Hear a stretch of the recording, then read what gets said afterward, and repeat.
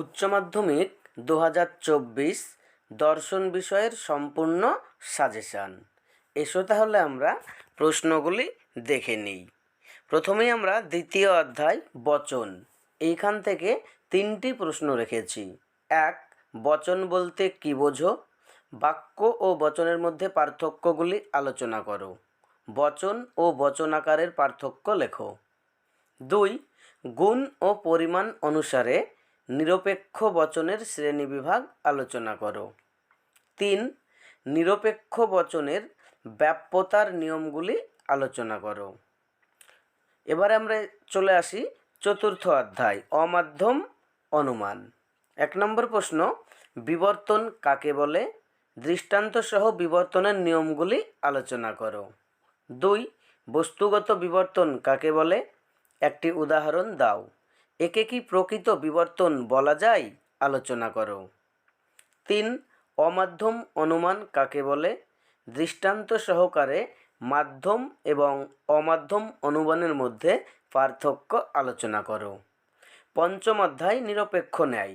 নিরপেক্ষ ন্যায়ের বৈধতা বিচার থাকবে, অথবা এখান থেকে প্রশ্ন আসতে পারে সংক্ষিপ্ত টিকা লেখো। নিরপেক্ষ ন্যায়, অবৈধ পক্ষ দোষ, চারিপদ ঘটিত দোষ, অব্যাপ্য সাধ্য দোষ, নঙর্থক আশ্রয় বাক্যজনিত দোষ।